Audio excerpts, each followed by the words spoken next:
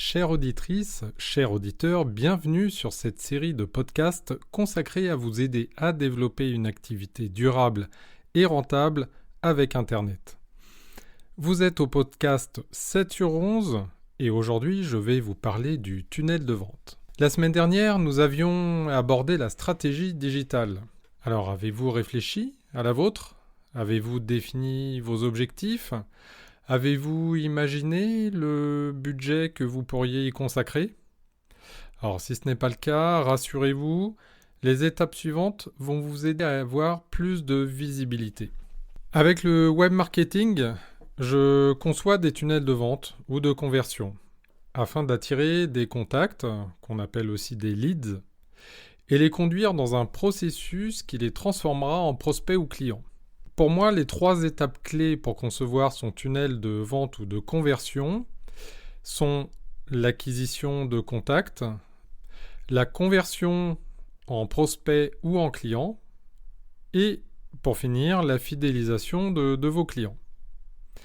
Vous retrouverez dans le descriptif du podcast suffisamment d'éléments textuels et des images vous présentant le fonctionnement du tunnel de vente.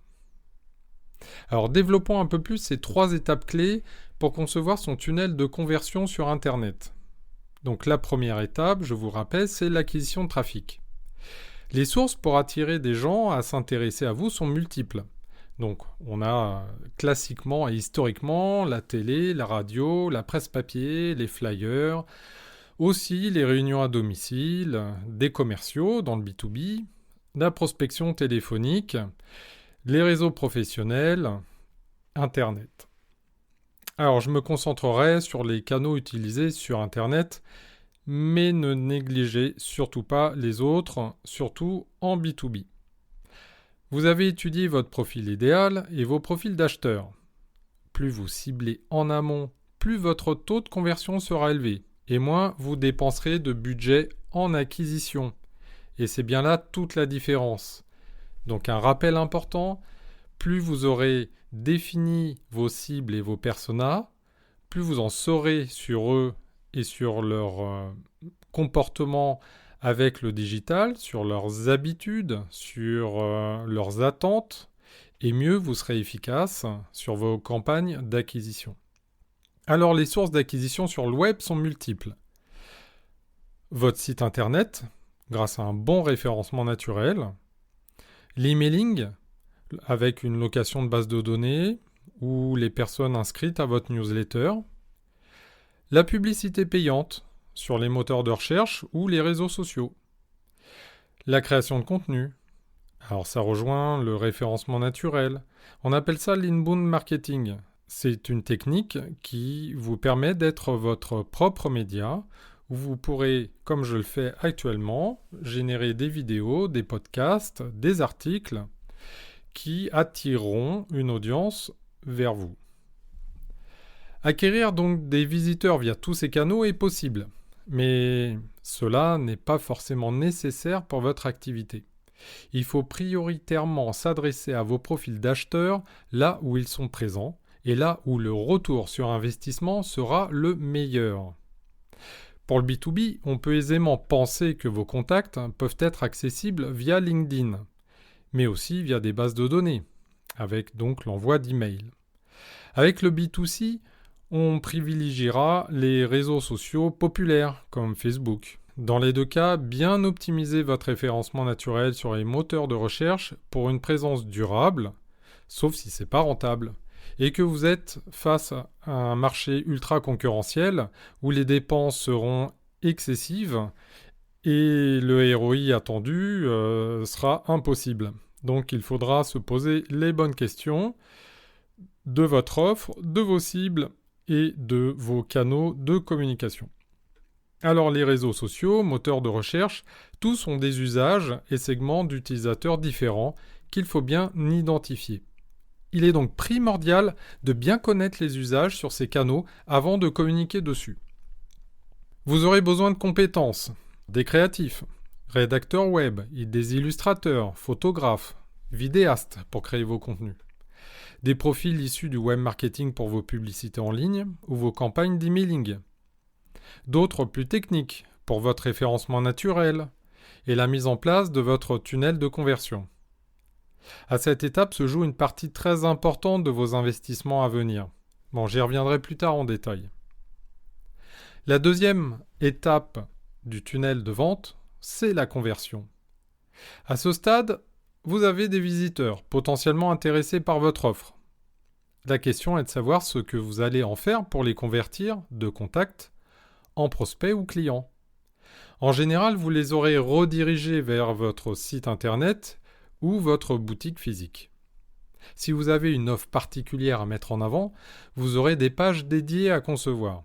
Si vous souhaitez vendre vos produits en ligne, vous aurez besoin d'un logiciel e-commerce qui aura des fonctions adaptées pour la vente en ligne. Connaissez-vous le taux de conversion moyen d'un visiteur en client ? Eh bien, dans l'e-commerce, il est en moyenne de 3%. Ce qui veut dire que 97% des visiteurs de votre site ne commandent pas chez vous.